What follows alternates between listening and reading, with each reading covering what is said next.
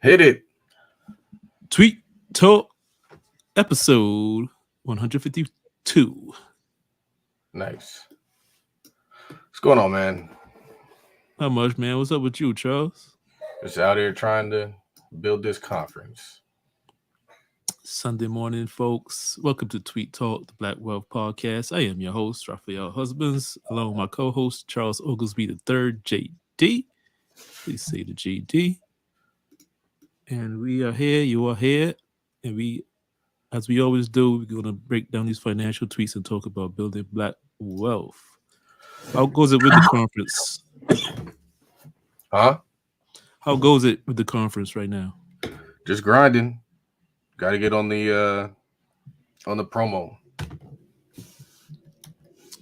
I hear that. So, you know what?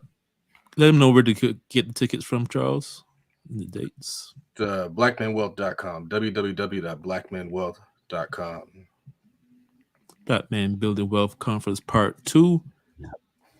With my host, Charles Oglesby, a.k.a. Todd Billionaire, and speakers such as Ian Dunlap, a.k.a. the Master Investor, Andre Hatchett, the mobile notary pioneer, and Dr. Boyce Watkins, amongst others. And you know what? No, I'll save that one for a minute. How the stock stocking, man? And last week was a good week. It didn't start off that great, but ended really good. Had some strong days towards the end, so can't complain. Yeah, I saw a tweet of yours. I think it's probably it might be, I'm not sure if it's an old one or what. It said, I don't talk about it much, but one of the ways I make money is because when I made a bunch of money, I stash it away in stocks. So if the market moves 1% a day, and I have a six-figure account at minimum, I'm making 1,000 a day. Yeah, it's something. It's advice that I don't really talk about because most people aren't there. So I try to help people talk about things that'll get them there. But I've seen a lot of people who have made a bunch of money in stocks and have made a bunch of money in general, and all they're doing is spending it. And it's like I told people, you only got to make money once. Make money once and put that money to work. And in the stock market, man, you can really do some really cool things just with buying quality companies and being patient. So um, I noticed when I first started investing in the stock market, like you watch the stock market, it doesn't move very much per day. It'll move like 1%, 2% up, down per day. And that's why buying stocks and trying to be a day trader is kind of tough because you don't get that much movement in a day. And if you do, it's sporadic. You don't know when it's coming. You can't really predict that. And so you got to get time on your side. The stock market's not going to move the way you want it tomorrow, but it'll probably move the way you want it eventually. And so that's why when you're buying and holding, you got to be patient. Or when you're trading, I recommend swing trading. I recommend giving yourself some time. Time averages out things in the stock market. Where if you see a trend, it might go down that next day, but it'll eventually go back to where it's supposed to go. And so what's cool is when you have a large account, you make money and it makes money for you. Now the cool thing is what I found is when you have a large account, let's say I pulled $2,000 from that account. I'm like, oh, I got to do something. Let me pull 2K. The very next day, I can make that same 2K back, if not more. And so it's kind of like a wealth hack that I think the wealthy exist on is when you have all this money in the stock market that's just making money just because you have it, you're always making money and then you can pull it and just make the money right back. Because what's most important is that principal. We're not taking principal and eating off the principal. We're taking gains and living off the gains and putting that principal right back to work. So the same thing that we would do in real estate, we can do in the stock market. So for example, you take a property and you flip it. Let's say you put $30,000 down on flipping that property. You make 50K. You don't take the full 80K and spend the 80K. You spend the 50 and put the 30 back to work. And so you always have this money. And so that money is always going to be functioning and operating as a tool for you. And that's the cool thing. Yeah, man. Don't eat the seeds. Don't eat the seeds. Eat some of the fruit and keep it at work.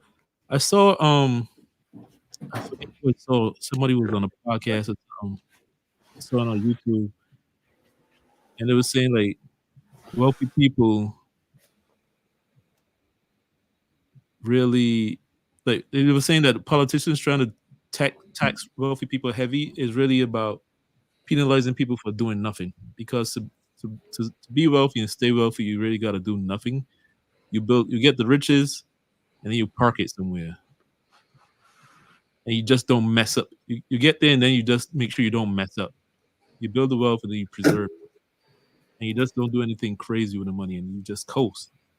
Like you put some money back into the market, into new businesses, whatever, to generate capital, but for the most part, you just keep it in stuff that's already working and resist the temptation to do shiny stuff. Now, so you mentioned real estate. This one says comp sold in 21 days for 300. My ARV on this was 240 when we started. Is this a recent tweet? Yeah, it's a recent tweet. I think what's interesting is, so I bought a deal and I think I might have gone over budget. I've also had some experiences where like a contractor took money, didn't do anything, just disappeared into thin air. And it wasn't small money. But the real estate saved me because by having to take longer in the deal, the markets continue to appreciate even more so. And so where it might have been not that great of a profit or maybe even a loss, just by having to be patient, I'm going to end up doing pretty well. And so I thought that was kind of cool because that's an extra 60K that I wasn't thinking about. And what's to say if I were to hold on to it even longer, put a 10 in there and then sell it once it's done, or sell it in another 6 months to a year, I can make even more money. And so I think that real estate is just like stocks, in that you got to be patient and you got to wait. And people be in there trying to move real quick. And it's like, man, you didn't really take advantage of just the natural market appreciation that could have come because you're so focused on your ARV. And so I thought it was cool because I've dealt with some people who weren't the best people.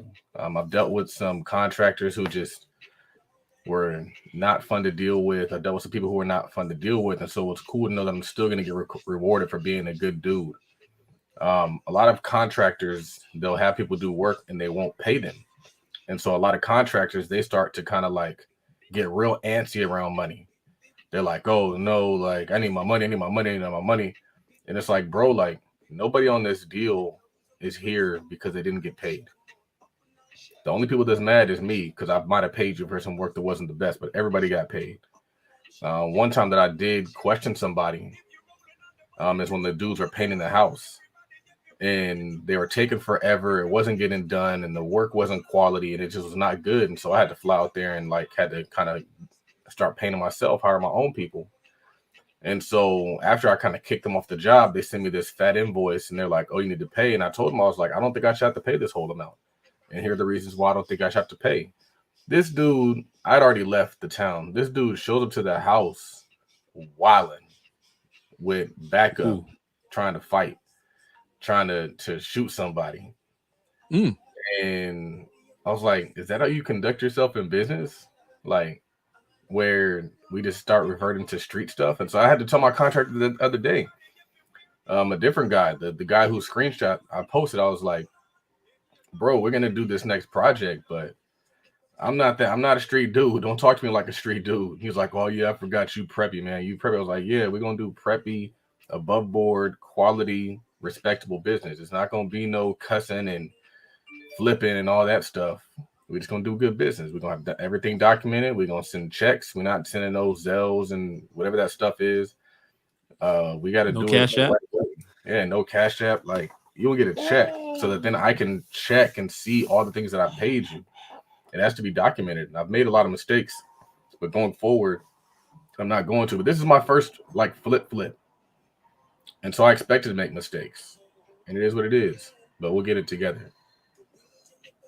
Yeah, I saw Robert Kiyosaki, for all his faults, in one of his books, said that only losers expect to win all the time. That's why they quit. They quit so early, because once they run into a problem, they just quit. They fold up and they quit. Go home. Take the ball and go home. They be mad. But man, even if you were a street dude, once you run the business, you gotta run the business like a business, man. That's the nature of the game. It ain't about whether you're preppy or not. That's just insulting to me, man. Yeah. Yeah. Since oh, I forgot you preppy, man. That ain't got nothing to do with nothing, man. Now, I saw you retweet this tweet from the Budget Dog. He says credit card points are a broke person game. I know you always talk. I know you talk about this sometimes. Like, I really don't get it. Like the credit card. I mean, I get it. Trying to take advantage of something if you can, but that shouldn't be your focus. Like that shouldn't be seen as like that's not the way you're gonna get rich. Like people get mad when Dave Ramsey say it, but he's like all the millionaires and billionaires that I ever talked to, nobody has ever said I built my wealth off credit card points. Like weirdo stuff, man. But I mean, y'all could do that if y'all want to. But you gotta remember that these credit card companies, they set this whole system up. They're not stupid. They're not giving you points and not getting nothing back. Like, why do people think that these multi-billion-dollar companies are just so stupid? They're just going to give you points. You're just getting all this free money. Like, they don't have the research to say that they're going to get you in the end. Like, come on, man. Come on. It induces spending. And so people end up having this massive debt that they were rewarded for going into. Like, it's not free money, it's your money. And it's your money at interest. So you're like, oh yeah, I spent $100,000 and they gave me a free vacation. It's like, why don't you just buy the vacation yourself with the $100,000 that you just blew? The other is it encourages you to overspend as well. And so you're less prudent with credit than you are with the actual money that's in your bank account. I talked to when I was in Sacramento, I was talking to this barber. He was actually an Asian barber. I went to an Asian barber and he was Muslim. He told me that Muslims don't believe in paying interest. And I never knew that. They don't believe in charging interest. Well, that either, yeah. And so, but even so, like, yeah, like even charging interest, because it's like somebody needs help, and if they didn't need help, they wouldn't be coming to you for credit. And so you're like, I'm going to charge you for needing help. I'm gonna tax you for being poor. It's just like, huh? That doesn't make any sense in a healthy community. But America is not a healthy community. America is a capitalist community that takes advantage of the weak. And so, I just feel like, some people see it and it's really just as simple as math. I don't really buy into any of those rewards. Whenever I go into a store, like, oh, you want to sign up and get rewards? It's like, it's not a reward for me. It's a reward for you. You're going to give me a small little token because I spent a bunch of money with you. For example, one thing that I do use is Starbucks. And the reason why I use Starbucks is because I go there a lot and because it's just passing through. I use my PayPal. I just got to scan it and I get points. But I noticed that I will get, like, I was looking because I have like 500 points now. And after you get like 400 points, you'll get like a free mug. Or after you get like 300 points, they'll give you a free drink. And I was like, 300 points is $300. I done bought 80 drinks from y'all. And you're like, oh, here's a drink. But at retail, what that thing costs is $8. But for them, it probably costs 50 cents. So they just took $300 from you and they gave you back 50 cents.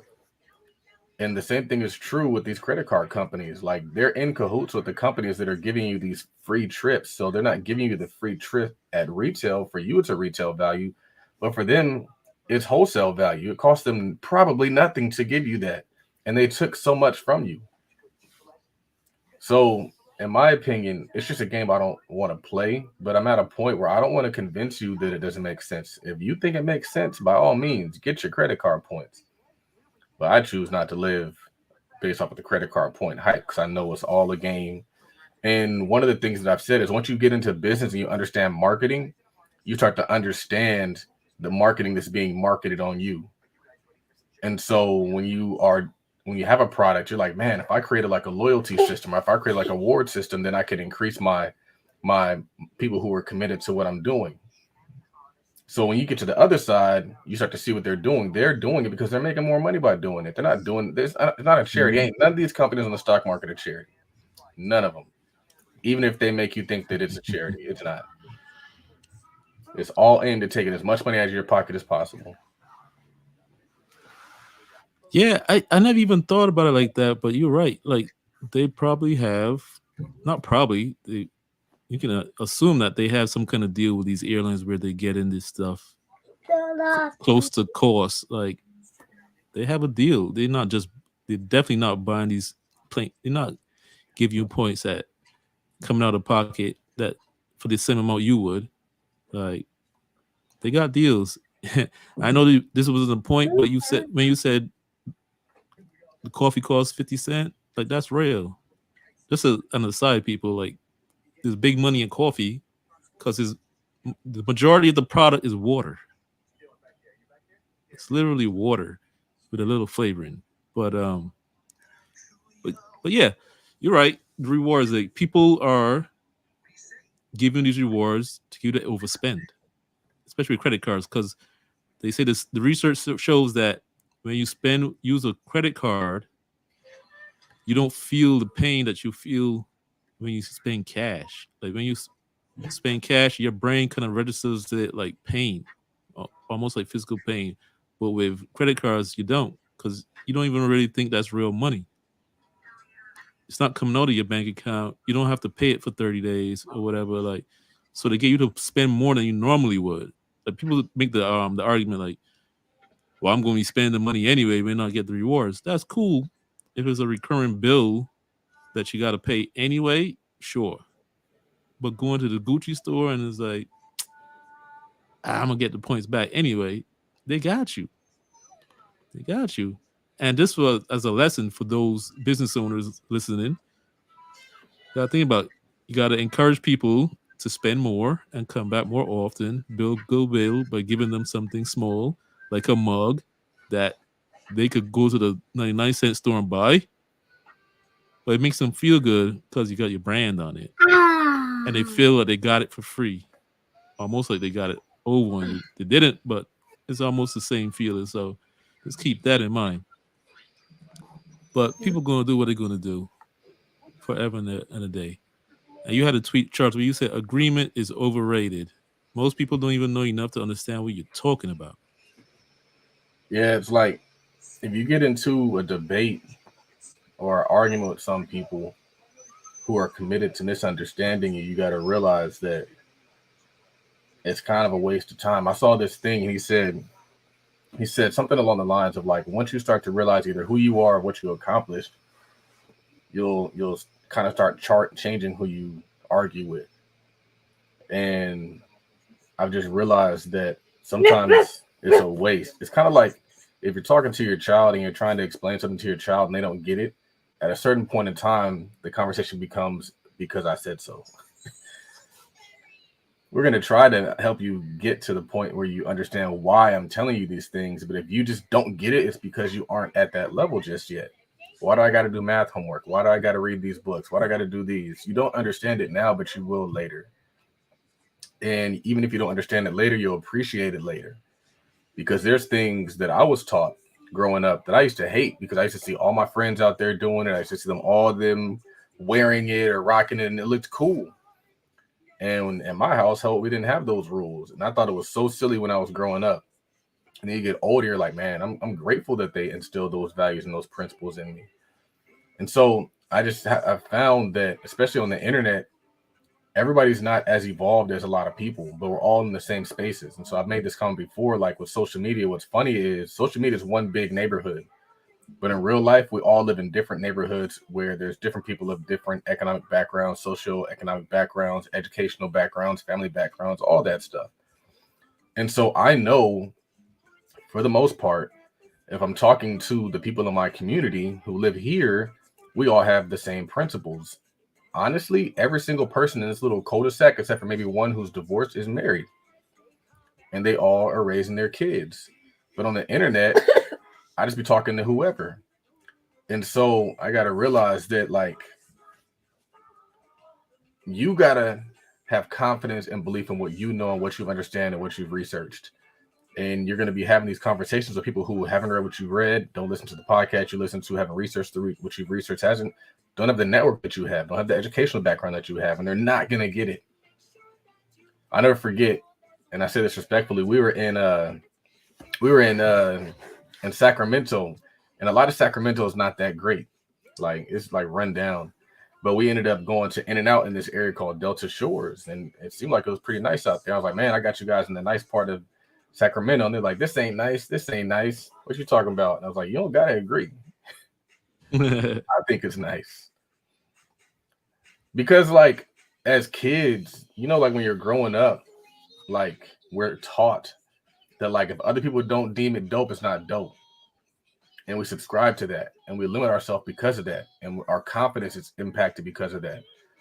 And I got to a point in life where I don't care if people agree with what I'm saying, because I believe that I put a lot of thought and research and effort into what I'm saying. I wouldn't say it if I didn't. And you're gonna come, and there's gonna be some dude who's gonna say this is wrong. Like, for example, I was on the internet with Mark. We were talking about the Errol Spence fight, and he said that because we thought Errol Spence had a chance to win that fight, that we don't know boxing. And I hate when people make that comment on social media. Everybody likes to say, if you disagree about something, like, well, you talk like you don't know ball. You talk like you don't know ball. It's like, bro, just because I have a different opinion than you doesn't mean I don't know ball. Or just because I choose to root for the underdog doesn't mean I don't know ball. Everybody can root for the front runner. I never choose to root for the front runner. You want to know why I don't root for the front runner? Because we ain't no front runners as a community. We are always the underdog. But people like to gloat and dance on top of people who have been into these legacy organizations. I find no fun in that. I find the fun in creatively finding ways for the underdog to win. What do we have to do to win? Why? Because it's directly applicable to our circumstances. I'm a root for the Chargers. I'm a root for the Clippers. I'm a root for Errol Spence. When I knew that Terrence Crawford was way more intellectually sound in terms of boxing IQ than Errol. Errol's a brawler. And he's going to sit there. He's going to get picked apart by Terrence Crawford. And that's what happened. But I still wanted him to have a shot. I find no fun in rooting for the front runner. It's just not fun to me. Yeah, America does love an underdog, but still people like to jump on bandwagons, and it is what it is. But going back to what you're saying about forget about getting agreement, because first of all, it's never going to happen, especially not on social media. So expect to see the trolls pop up when you have an opinion. But what you said about, like, with your children, and at some point you just gotta tell them, like, it is what it is. Like, you're gonna do it because I say so. Because it's important. Kids don't know better. Like, they don't know any better. And you gotta remember, I gotta say this for all the parents out there, and I gotta remember this myself. Like, you gotta keep repeating for things to sink in. And you can't give up just because you don't think it's sinking in. Because it takes a long time. You gotta think about yourself. Like, when you were a kid, you didn't listen to what your parents were saying either. And then you got older, and you was like, oh, that's what they were trying to tell me.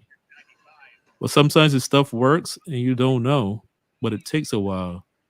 And if you give up because you say, like, I'm wasting my time saying it, then you lose. But you gotta stick with it, man. It takes a while. Don't give up. Now, gotta ask you about this tweet. One thing I would say, though, is I'm not concerned with agreement. I'm concerned with results. So we can disagree at this level, but I'm gonna still execute what I'm thinking, and then I'll see you in 5 years.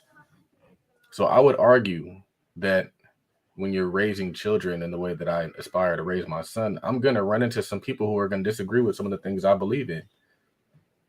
But I'm focused on the results. I'm not focused on the agreement, because a lot of folks don't know, and a lot of folks don't do. So what matters is, am I building a quality human being? and I believe that I am, and we're working towards doing that even more so. I hear that. So let me ask you about this tweet where you said, I don't know if this came from a book or a show or this came from you, but you said amateurs seek the sun, power stays in the shadows. Where'd that come That from? came from Oppenheimer, which was filled with gems, and he was talking. I forget exactly who they were talking about in reference to it, but I was thinking about that quote because Oppenheimer, um, he basically, I'm not sure if you guys are familiar with the story, but he like built the atom bomb. Him and his team built the atom bomb, and he became very famous for it. He became like Time Man of the Year. They were calling him the father of the atomic bomb and all that stuff. But then he ended up going on trial. They started to attack him, which is crazy because he did all this stuff. And the reason why they were attacking him is because he kind of spoke out against the use of it. He liked the idea of building this thing. He didn't like the reality of it being 50,000, 60,000, 70,000 people, which it did in the two attacks. And he kind of felt like the moral issues that came with that. And because he had like a negative view, they kind of went after him and they took his security credentials. That was really what it was. A fight was over, was his security credentials. And but in doing that, they literally drug his name through the mud. Like they were saying, "Oh, you're a communist, and you've dealt with communists, and you funded communists." And one of the politicians in the story in the movie kind of talked about that. He was like, "Amateurs, they want to shine. What happens on the other side of the shine when you Breaking up.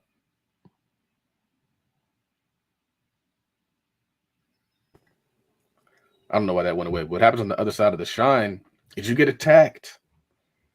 And I could really resonate with that because that's what happened. You go from the person to the person they're rooting against, just like LeBron James. Yeah, everybody. You back out again. But they put LeBron James on the cover of a magazine when he's in high school, and now 20 years later, they still attacking him, man. Be sure to follow us, folks, on Twitter at Tweet Talk Pod. That's Tweet Talk I don't POD. know what's going on my wall. All good, all You're kind of good. frozen too. Be sure to follow us on Tweet Talk at Tweet Talk. I mean, on Twitter at Tweet Talk Pod. I'm not calling it X. Follow myself on Twitter at Work Money Life. Follow my partner Charles on Twitter at Real Todd Billion.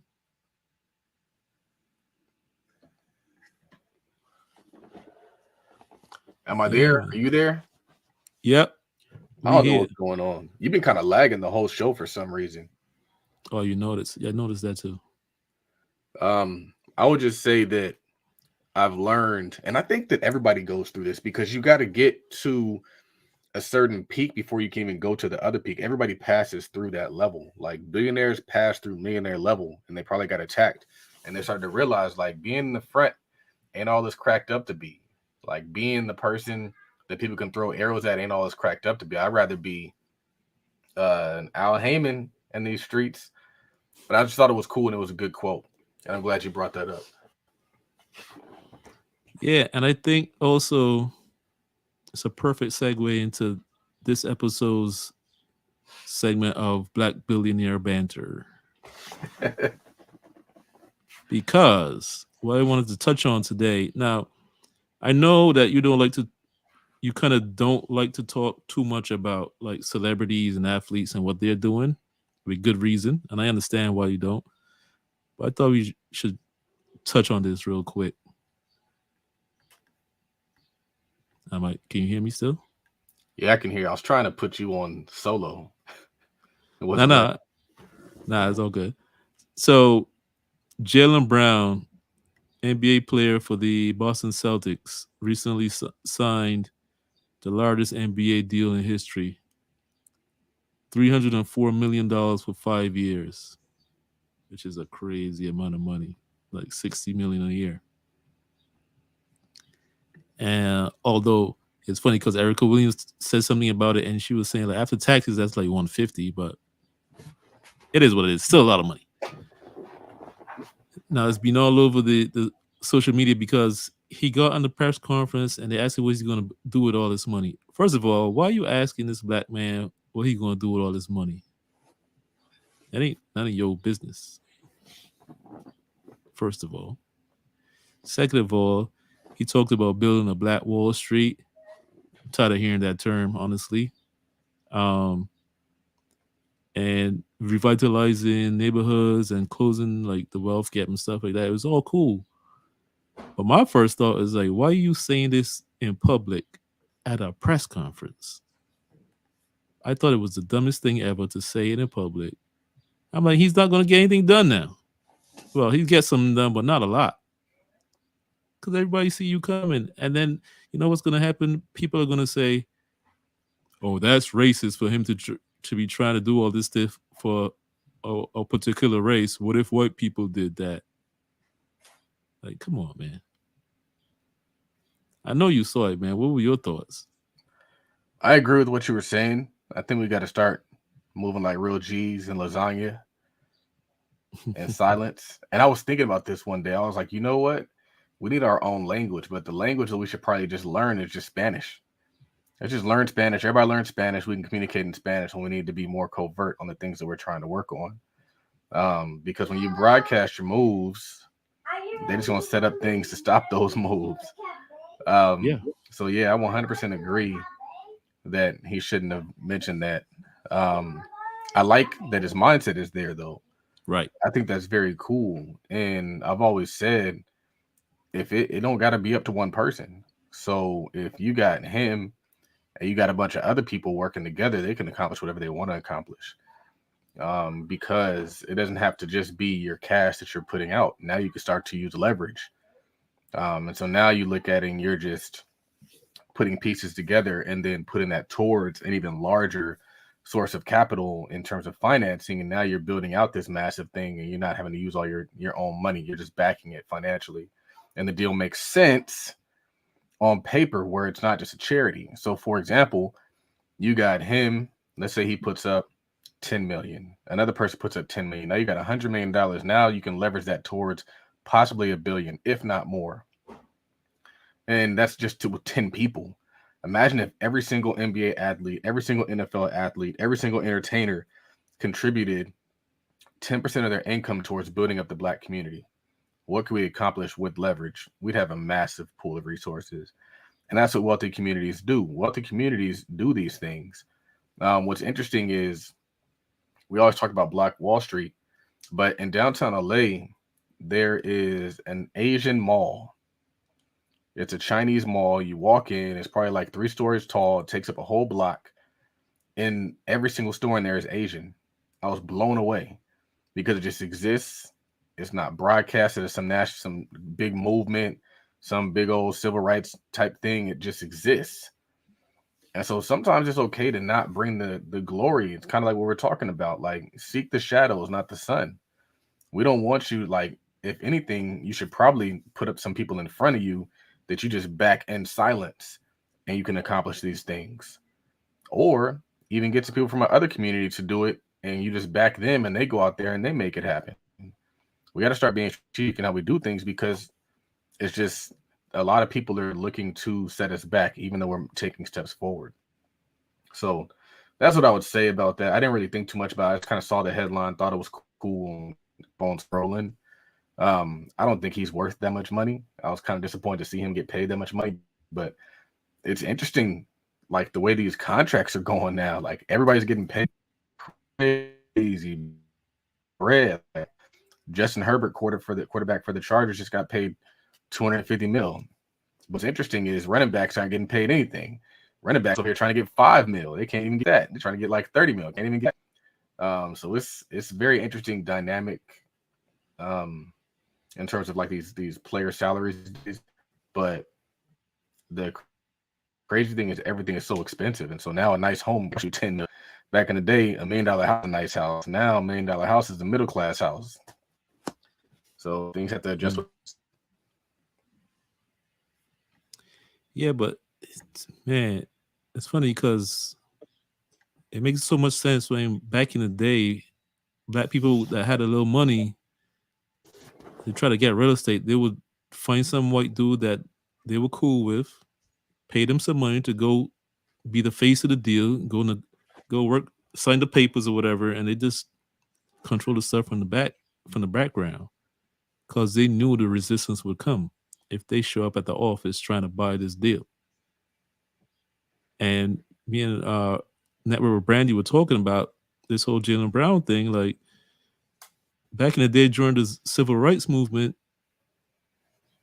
people like Martin Luther King, he was able to go across the country, do all these talks and all this stuff, and people big him up as a civil rights hero.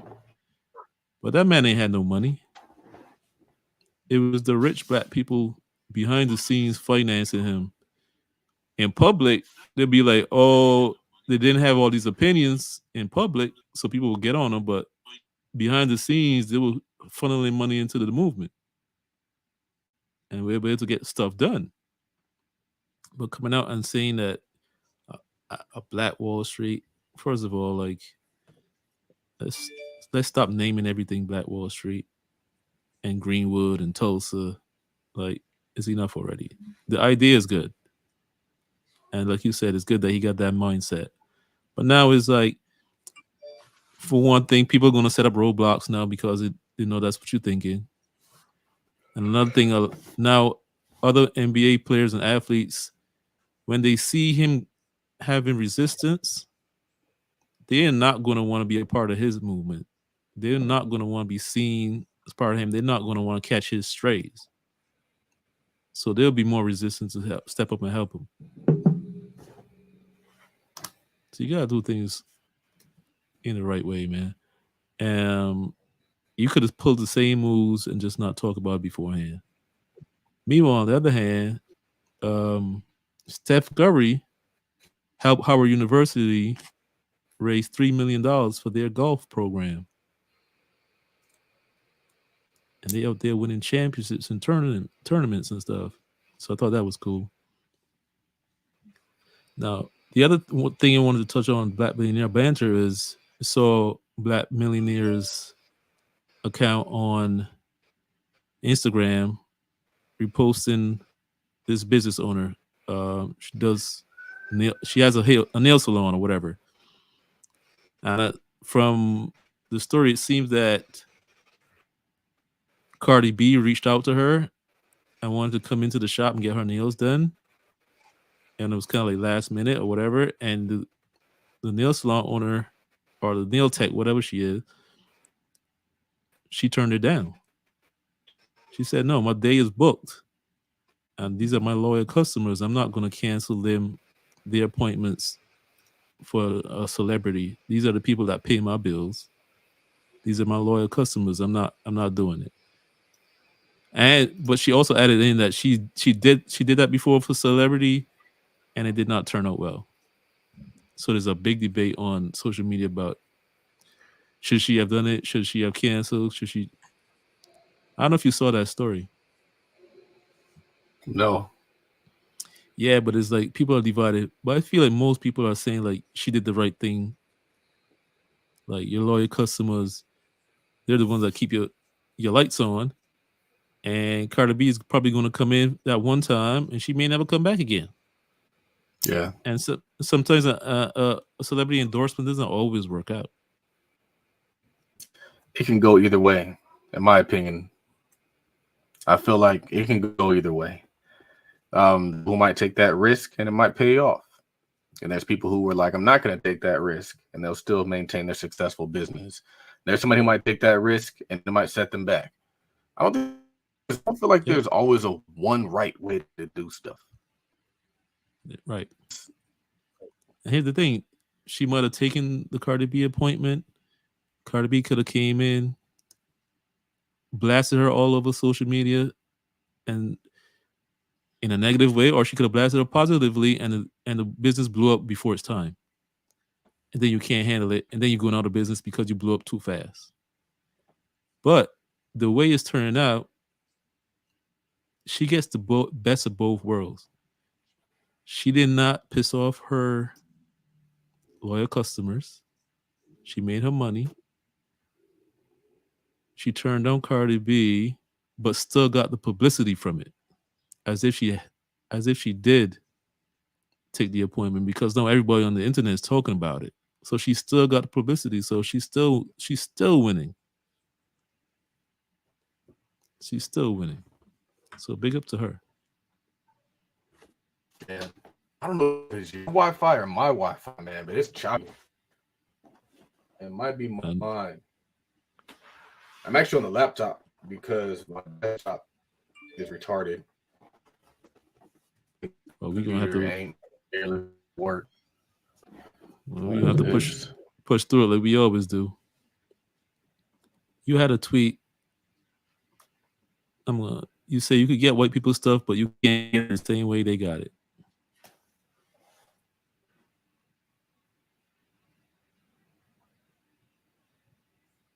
I was just thinking because I was like, you start to see like a lot of these lawyer dudes, they were landed there.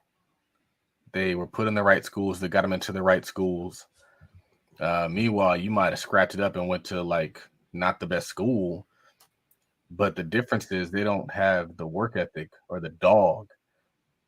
And so I've experienced working with a lot of people. Like I work with a lot of smart people, but they don't get stuff done.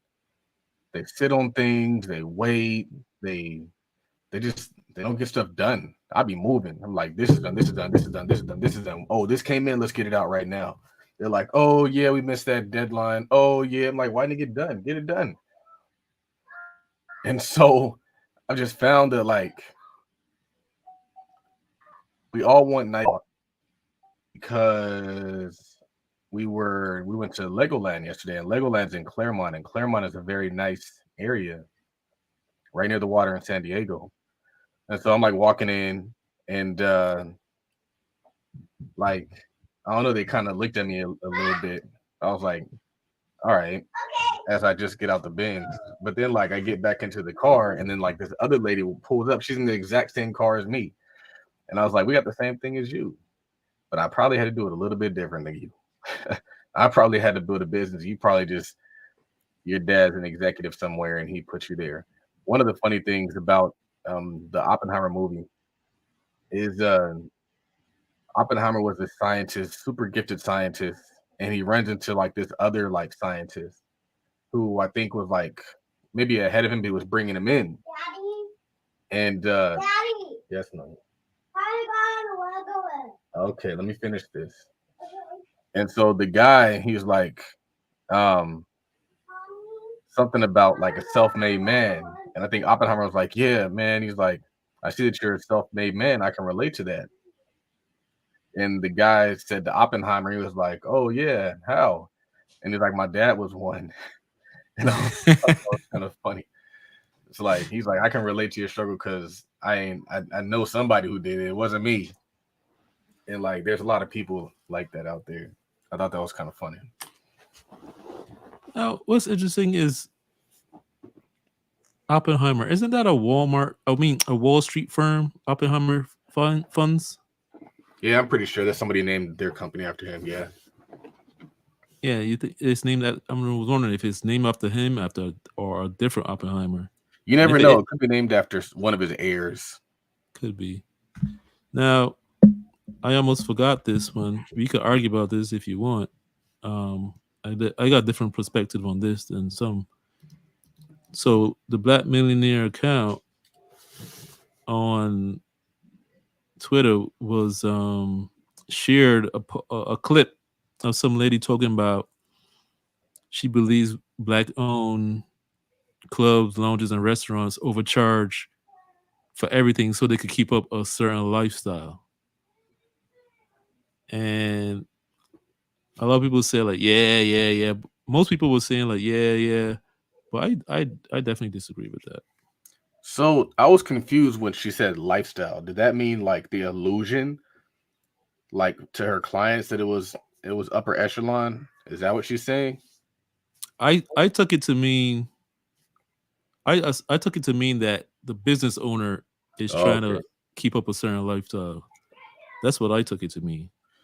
Honestly, I just saw the first little piece where they were saying overcharge, and that's what I hopped on. I don't know why they do, and I have ideas of why people overcharge, but I have noticed like every contract I deal with in Detroit overcharges. Um, and we know what something's supposed to cost, and they will borderline be offensive when they can't overcharge you. Like, you don't think that's a little high? Like, this is the price. It's gonna be a lot of work. It's a lot of work. It's a lot of work. That's I hear. A lot of work. A lot of work. A lot of work. It's like, bro, like, whatever. And so I strongly believe that people do overcharge, and I think that's to their detriment. That's to their detriment. That's why one of the very first things I said when I got on stage at Black Business Click, and I wanted to make sure I said it because I didn't want to forget to address it, is what led to me breaking through was affordability, meeting my customers where they were. And I feel like did more of that, we'd have more of that. If we provided useful service that people obtain it while still maintaining ability, in very large business, because everybody wants to end the wealth gap overnight, not over time. And we just said in the beginning, the win is over time. You're going to get there over time. The reason why people rock with me is because I've done so much for free for so long. And then when I did start charging, it was affordable. And so I think that people have this idea that when their prices are high, that means they're better. Like, I'm Gucci, I'm Louis, I'm Fendi. I don't want to be Gucci, Louis, Fendi. I want to be Walmart. I want to be Amazon.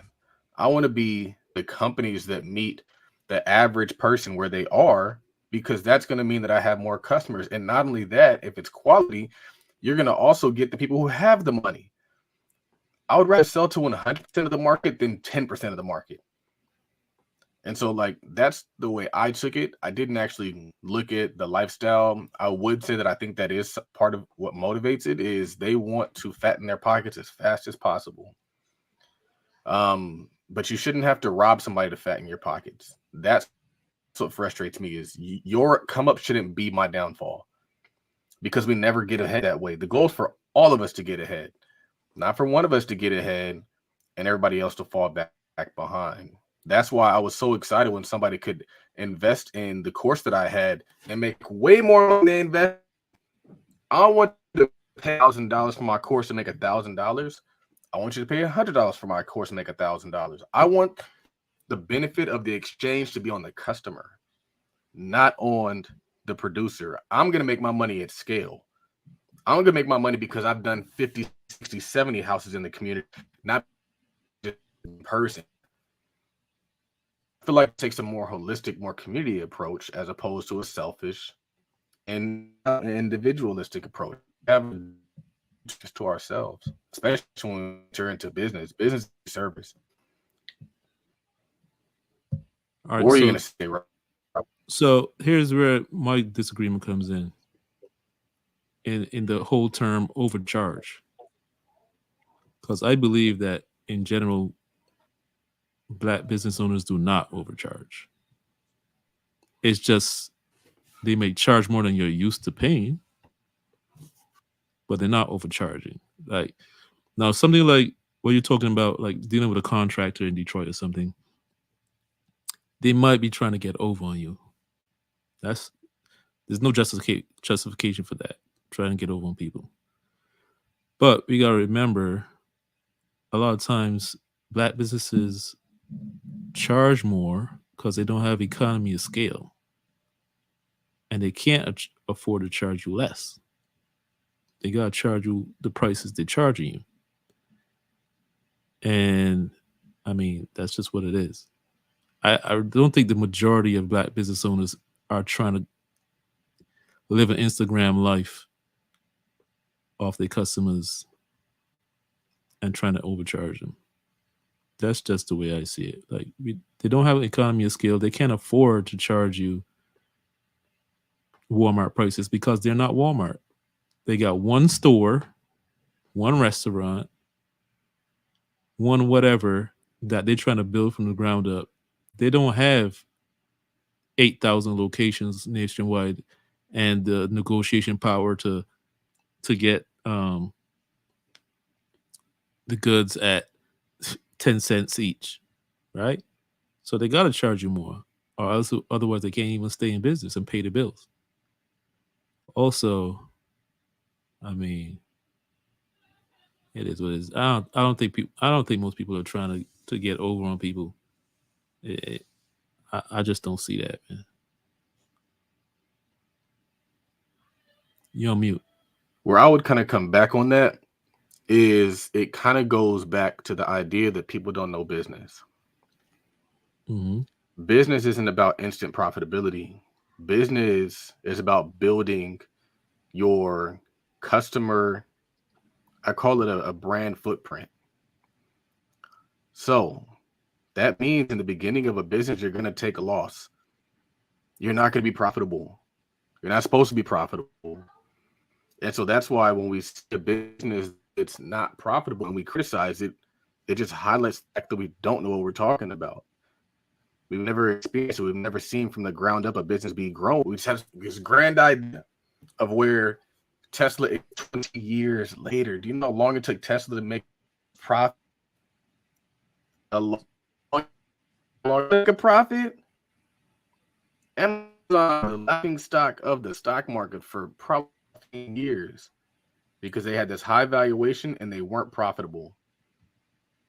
And so the thing is, business is always community service. I don't care if you got one location, if you got 5,000. Your business should be serving your clients, not robbing your clients. It should be taking advantage of your clients. Even if you go to a high-end place where the cost is more, it's because the value is built in. The value is built into the Four Seasons or the Ritz-Carlton. Business should always leave your customer better off. It should never leave your position after having dealt with you. Nobody should leave in a worse condition ever after having dealt with you. It's business or personal relationships. So my point is that we don't get to use that excuse. We don't get to say, oh, well, it's because we black. Because black business shouldn't even be labeled black business. It should just be business. It's business that happens to be black. Therefore, we need to move accordingly. And I know we've said some things in terms of like white corporate culture and how we can't, I'm not sure if you saw that video, but she was talking about how like we can't move like white corporations where they build themselves up and they sell it. Like we got to think different because we're in a different situation. Money's not going to solve our problems. Owning an organization that prints money is going to solve our problems. That's two different things. And so I would just say that I hear what you're saying, and I'm probably not going to persuade you, but my perspective is that you should still be giving value to your community at an affordable price because they're going to want it in the first place. That the business Hawkins, what's very interesting is they raised their prices. So like they had their prices at fair prices, but the people across the street, they get a discount. It's called like the Nickerson Garden discount. I think it's like 15% or something. It's something very generous. And when they rate, like before they raised their prices, nobody used it. They didn't care. They're like, it doesn't matter. When they raised their prices, everybody wanted their discount. They're like, let me get that discount because that's where they were financially. They can't go higher. And so the black business that provides black solutions at an affordable price is going to win. The black business that's going to continue to charge crazy high ticket prices is ultimately going to fade away, and it's going to be non-existent. And it's going to be their fault because they think they're charging their worth, and their worth is not the price that they're charging each individual customer. It's the value of your business. The value of your business is your worth. What's the value of your business based on? It's based off of the net profitability times a multiple, not the fact that you can sell a hamburger for $15. I'd rather you go to In-N-Out, you could feed a whole family of 3 or 4 for $25. You can get a whole combo for $8. You ain't going to no black burger restaurant and getting a combo for $8. you're probably going to pay about 15, 16. But if they did sell it for that price, they'd have customers lined out the door. And not customers who just come once a month. Customers who come once a week, twice a week, that kind of stuff. Mm-hmm. And so, like, that's the way I think. They don't got to accept it. They don't have to agree. That's the way that I think. That's what I'm going to continue to think. In fact, we're going to be running the Kobe sale on the Black Men Building Wealth Conference today. So you're going to be able to buy tickets for $24 today. Because I want people to get the information. And I know that I'm going to be rewarded. Because another way that you can get blessed is by giving. You can give through business at scale. I know if I give, it's going to come back to me. I know if I bless others, it's going to come back to me. I know if I do my responsibility and contribute to society, it's going to come back. I hear you. That's another way to look at it. I'm just saying, like, you're right, and forget about black business or whatever. I'm just saying, if you got one business and you're starting, I'm not saying like it's okay to charge 5 times the price, but you might have to charge a little more just to break even. And some of these people can't afford to take a loss for too or at least too big of a loss for too long. They could maybe at cost where they could hit their salaries, but they can't afford to take a loss for 10 years like Bezos, who had public money. On the other hand, here's another thing I think that people never think about when they see black businesses charging more money. I don't know if you ever noticed this, but you should. I would like you to pay attention to this going forward. Like when it comes to like products like body care and stuff like that, what I've noticed is a lot of the times when black folks start a business, I think part of it is because on the one hand, the reason they started the business is because they want to create a solution, like you say, and they want to come up with a good product. And on the other hand, I think sometimes black people like kind of overcompensate where they feel like they gotta have the best product. So a lot of times when they come up with like something like body care or something, they use the best ingredients, organic, no paraben, they make sure that it's not harmful to you at all. So they use better ingredients that are naturally more expensive. Meanwhile, the big box stores are putting all kind of chemicals in there that are cheap, so they can afford to drop the price of next to nothing. So these black businesses are charging you more money because they're actually using better stuff and giving you they usually have a lot of times they have the best product. Their product is way better than the big box store. But people just look at the price and be like, it's lotion. How you charge it twice what Walmart is charging? Because what Walmart is selling, not only do they get an economy of scale, but it's next to poison on your body. So I think that's something people should think about too. That's why everybody gets mad when black people sell their businesses to these big corporations, because the corporations are going to immediately change the formula. Why do they change the formula? It's not because they hate black people. They change the formula because it's cheaper. It's not going to be handmade. They're not going to have all these organic products in there. They're trying to maximize the profits. So that's another thing to think about. So we can move on. You had a tweet where you said, what, instead of your wife working a job, you just buy a business and have her run the business? Yeah, I just had that thought because I was like, man, my next thing I want to do is buy a business. But then I was like, well, how am I going to run this business? And I was like, well, my wife could run the business, and that'll give her something, to work on. So instead of going out there and looking for a job, just run the business that pays us and then grow the business that pays us. And then boom, way easier. But you're stepping into instant cash flow. And so like, that's the goal. And also I was thinking about how when you acquire a business, you don't buy the business buys the business. And so I was like, all right, so I don't have to worry about that. At most, maybe I have to worry about the down payment, all that stuff. The payments are going to come from the business. And if the business doesn't pay for the business goes bankrupt, but it's supposed to pay for the business. That's why they have the valuation attached to it, because it's supposed to have continuing cash flows, not just past cash flows. And so I was just thinking about that, even if it wasn't profitable in the moment, because for a while, it's probably going to be lean. If you're using business income to take care of the business, it's probably not going to be that fat as when the prior owner was running the business. And so to have somebody that can run it for a lower cost. So one of the things that other cultures do when they start a business is they have their friends and family working for free. And so they do that because they can keep their costs down, which then means that they can keep their prices at a number that makes sense. The businesses, like if you notice, like the businesses that flood the hood, they usually give you some damn good prices. That's usually why people choose them over the black alternatives, because they're beating you on price. So that goes back to what we're talking about. But I just thought it'd be kind of smart and just strategic to do that. And then you mess around, you have your son running the business if you sit still for long enough.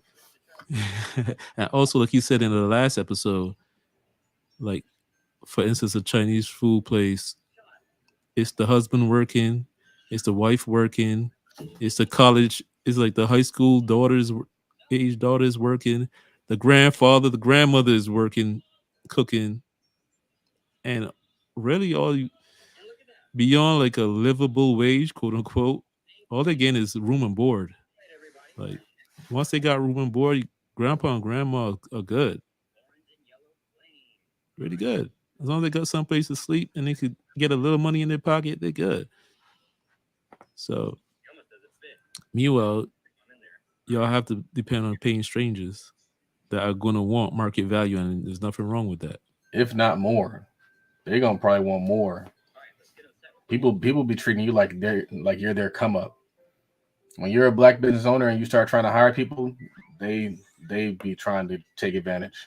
They're trying to get as much money as they can out of you. I know this from my personal experience, and even from my mom's experience. I saw you retweeted a tweet where somebody said, "I don't know who needs to hear this, but your favorite sports team winning doesn't mean you won." Oh, I think that goes back to what we were talking about before, in terms of people rooting for the front runners.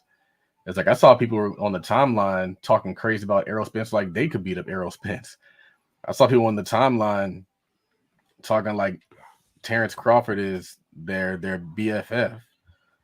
I was like, both them dudes made 8 figures. Both them dudes made more than $10 million that night.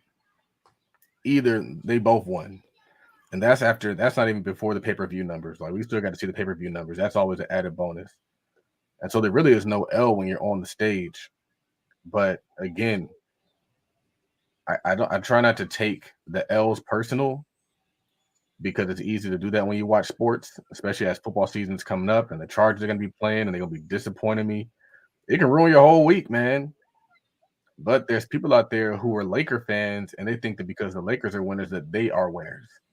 Or they're Chiefs fans, I think because the Chiefs fans are winners that they are winners. And I think that is a mistake, because those wins don't translate to your bank account. I'd rather be hungry and stay focused than be over here getting these moral victories off of somebody else's wins.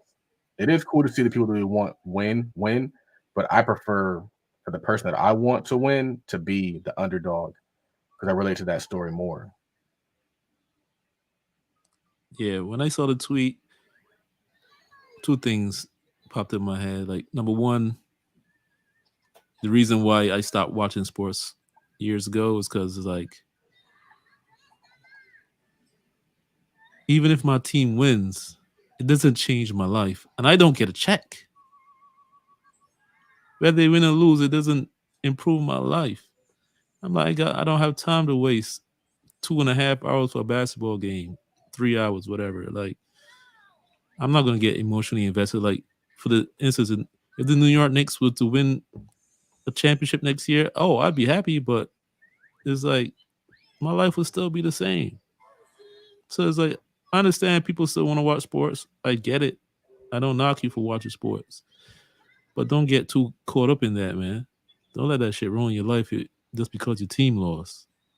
And don't act like you won like because your team won either. Like, and people arguing over sports, like, come on, man.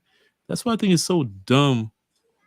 It is so dumb with this LeBron Michael Jordan debate that goes on forever and ever. Like, who cares, man? Like, Michael Jordan, like here I saw By the Hood talk about the other day when the rumor came out a few years back that Michael Jordan was invested in private prisons. You know, that blew up over the internet. Like, you see, Michael Jordan don't care about nobody, he didn't care about anything. But they were saying that they found out that it was a politician, but who had the name Michael Jordan that was Yeah. that was Yeah. invested in private prisons. But you know what they pointed out also?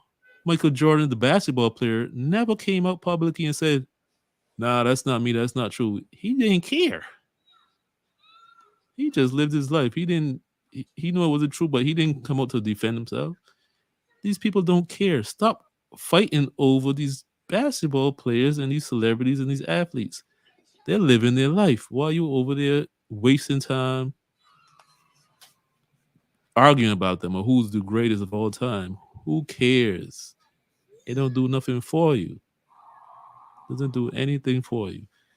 And the other thing that popped in my head when I saw your tweet was also, like you said, the last episode or the episode before that, because I was talking about like an athlete move, and it's like you don't really care so much about what celebrities and athletes are doing because it doesn't necessarily translate into success for us as a whole. So it's like it's cool to see them do it, but we got our own work to do. Like them winning doesn't mean that we all win it. Not necessarily. So I want to touch on the last tweet before we wrap this up. And this one came from one of the speakers from the Black Man Building Wealth Conference coming up in August. What's that? Next week? So Dr. Boyce Watkins had a tweet where he said, "Beware of the Negro naysayer. This is a clown that exists in nearly every one of our families. They will find a problem with every solution. They will destroy a black-owned business and walk right past a racist white one. They will get jealous of any black person more successful than they are. They will kill any ounce of possibility before it is born. They will spend their money with a white-owned business and then demand free items from a black one." And so on and so on. Because he kept going. So Boyce said, "Beware of the Negro naysayers." And I'll tell you, he's right, man. You got time. You got time to be listening to these people. What do you say, Charles, before we wrap this up? I would say that I don't really deal with that type anymore because I changed who I argue with. I used to try to convince everybody. Now I don't have to convince anybody. And so I used to say a lot of things in the timeline and spout out a lot of ideas, and it would always get hit with people like that. Now I just avoid them. I don't even interact. I don't even entertain the conversation. But like back in the day, I used to see that a lot. Not so much anymore. Now I kind of know who I can talk to, who I can't talk to, who I can expect to support it. I would say the only person that I really debate is somebody that I see that has something like that kind of like a clout, like respectability, I would say. And if they are either promoting a message or if they're doing something, then I'll speak out on it. But even some of them I don't like. I don't really connect with some of the guys on YouTube or some of the guys like Tone Talks. Like Tone Talks, I'm not interested in having a conversation with Tone Talks. I'm not interested in having a conversation with Yvette Carnell because I don't feel like their motives are pure. I don't feel like they actually care about other opinions that might challenge their own. They have an agenda that they want to push. And I don't like that they go out of their way to destroy Black folks that are doing things that could potentially help it. So I have no desire to really engage with those people. And I think that's what it is now. I don't really see the Negroes naysayers. I just kind of slide right past it. But back in the day, I'd be going back and forth with people, arguing, telling them what's possible. Now it's like I'd rather just show you. I think it kind of goes back to what I was saying. Like I care more about results than this discussion that we're having, because nothing's going to change in a discussion that gets won.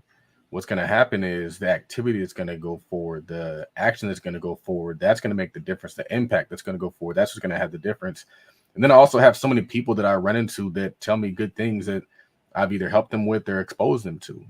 I care about those connections, not convincing the people that can't be convinced.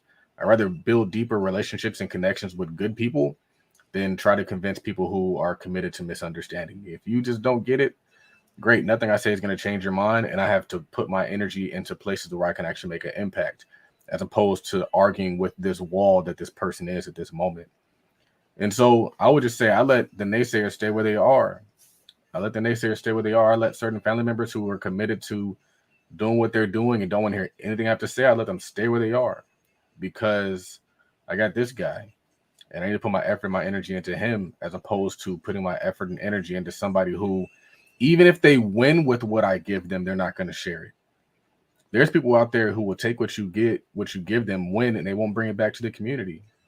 So that's another reason why I'm more guarded in the things that I share, because it's not going to be a community win. It's going to be a you selfish win. You're going to run over there and do your own thing.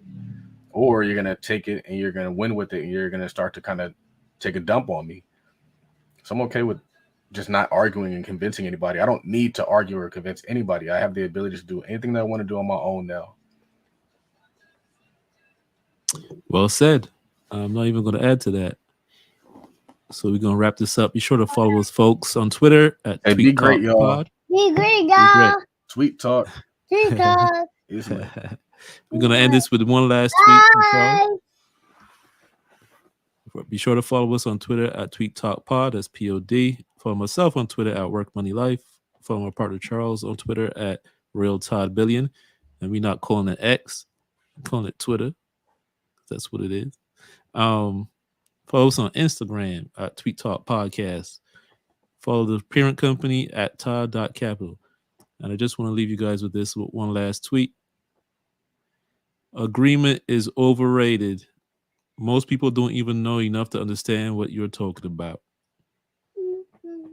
Episode 152 of Tweet Talk, the Black Wealth Podcast. Raphael and Charles, we are out.